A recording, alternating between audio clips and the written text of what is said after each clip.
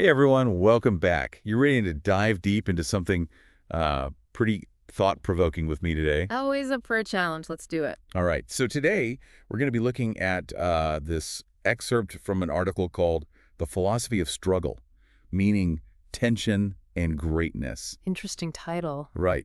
It really got me thinking. Basically, the author is making this really fascinating argument that embracing struggle, instead of just always trying to seek comfort and ease, might actually be the key to a more meaningful life. That's definitely a different perspective than what we usually hear. Totally. And get this, the author he turned down an Ivy League education to pursue a life with, get this, more struggle. Wow. Okay, so he's not just talking the talk, he's walking the walk. Exactly. Yeah. So let's see what kind of insights we can glean from his journey. What do you say? Sounds good to me. Okay, so one of the first things that really jumped out at me was this idea that the author, he kind of challenges this conventional wisdom that comfort equals happiness. Yeah, that's a common assumption. If we just make things easier, we'll be happier. Right, exactly.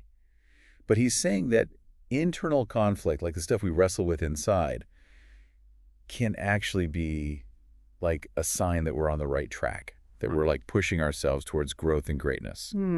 I'm curious to hear how he supports that. Yeah, me too. He uses this actually really powerful analogy. It's a bow and arrow.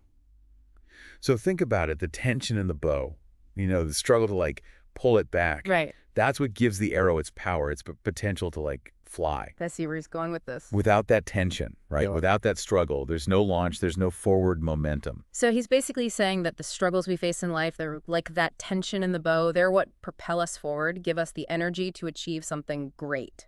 That's it.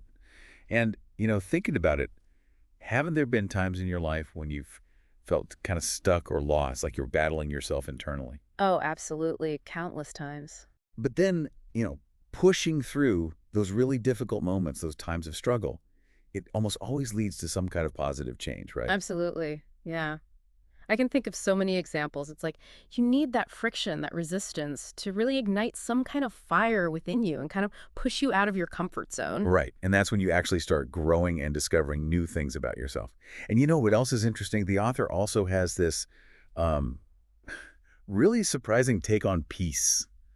He actually argues that too much peace can be detrimental. No, it's interesting because we often equate peace with happiness. I know, right? But he tells this story about a time in his own life where, everything seemed perfect on the surface. Okay. He had love, he had financial stability, he had a purpose, everything was, seemingly in order, but he felt stagnant and restless. It was like a piece was missing. So even with all the external markers of success and contentment, he still felt unfulfilled. Yeah, exactly. And he attributes that to this lack of, challenge or struggle. Almost like without that friction, he wasn't truly engaged with life. That makes a lot of sense. We as humans, we thrive on challenges, on overcoming obstacles. Right. It's that overcoming, that sense of accomplishment that really brings a sense of deep satisfaction and fulfillment. And this kind of leads into the whole concept of meaning, right? Absolutely, because the author, he actually references Nietzsche, Yeah. the philosopher. Yeah, Nietzsche. He had a lot to say about suffering. He did. He believed that suffering, as tough as it is, it becomes bearable, even transformative, when it's connected to a greater purpose. Right. When you feel like your struggles are actually contributing to something bigger than yourself, they take on a whole new meaning. Exactly. And that's kind of the problem, right? In the modern world, we've seen this decline of these traditional sources of meaning, like religion or strong community ties. Yeah. And it feels like a lot of people are having a hard time finding that sense of purpose. Right. And so any kind of suffering they experience, it just ends up feeling pointless. Okay, so what does the author suggest? How do we navigate this kind of landscape?